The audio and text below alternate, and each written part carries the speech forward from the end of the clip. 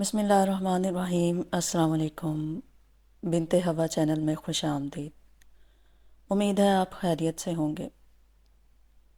ہمیشہ کی طرح ویڈیو شروع کرنے سے پہلے ایک بار درود پاک پڑھ کر حضور نبی کریم صلی اللہ علیہ وآلہ وسلم کی بارگاہ میں تحفہ ہدیہ نذرانہ پیش کرتے ہیں تاکہ یہ آخرت میں ہمارے لیے نجات کا سبب بن سکے۔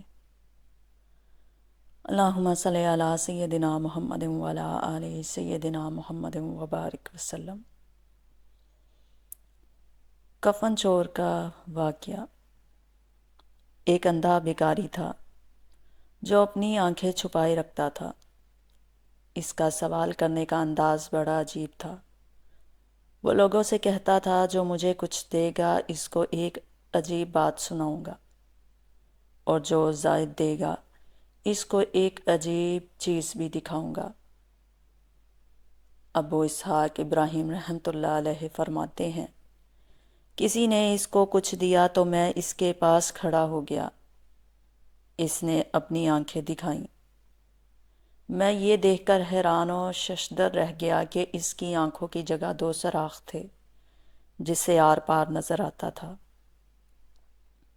اب اس نے اپنی داستان حیرت نشان سنانی شروع کی۔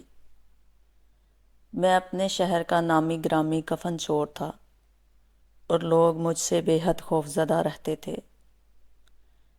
اتفاق سے شہر کا قاضی بیمار پڑ گیا۔ اس کو جب اپنے بچنے کی امید نہ رہی تو اس نے مجھے 100 دینار بھجوا کر کہلا بھیجا کہ میں ان 100 دیناروں کے ذریعے اپنا کفن تجھ سے محفوظ کرنا چاہتا ہوں۔ میں نے حامی بھر لی۔ اتفاقاً وہ تندرست ہو گیا مگر کچھ عرصے کے بعد پھر بیمار ہو کر مر گیا۔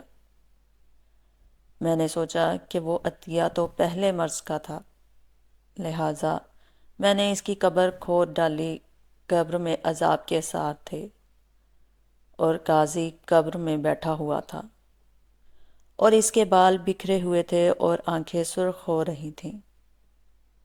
اچانک میں نے اپنے گھٹنوں میں درد محسوس کیا اور اچانک کسی نے میری آنکھوں میں انگلیاں گھونپ کر مجھے اندھا کر دیا اور کہا، اے دشمن خدا، اللہ تعالیٰ کے بھیدوں پر کیوں مطلع ہوتا ہے؟